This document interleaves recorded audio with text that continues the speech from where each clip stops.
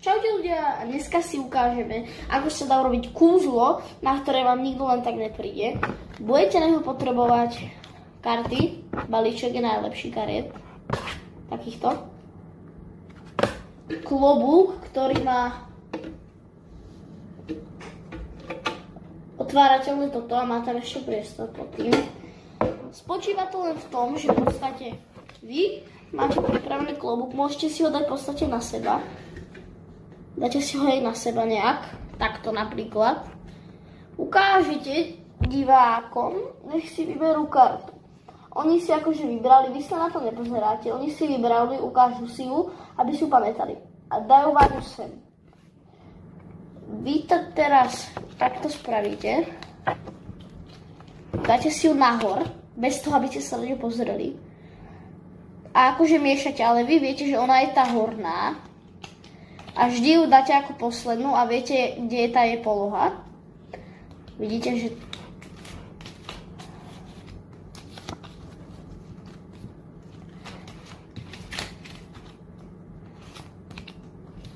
Ja som vedel vždy, kde je tá karta v podstate, hej.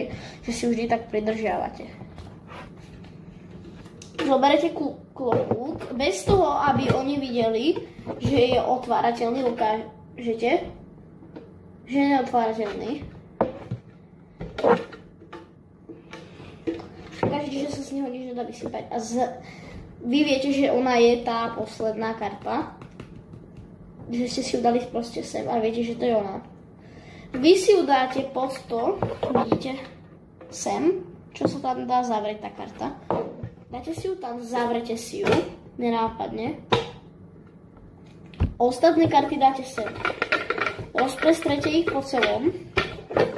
Ukážete, že miešate. Ukážete, že to tam premiešávate. Hej. Ukazujete. A potom príde tá dôležitá chvíľa.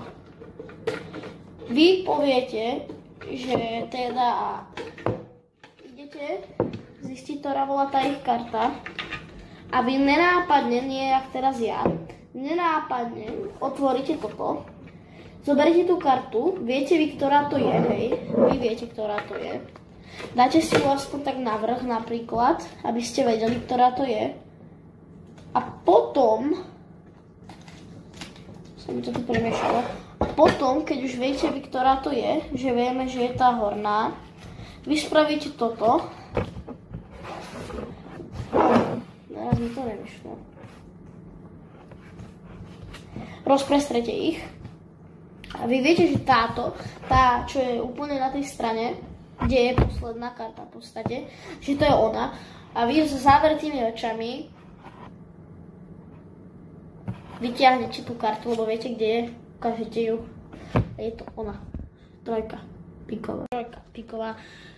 No, takže vďaka dnešnému videu viete aspoň ako urobiť nejaké kúzlo. Ale v ďalšom videu si ukážeme ďalšie kúzlo, čiže zanechaj tu like, odber, zvonček. Vidíme sa u ďalšieho videa, kamoš. Čau.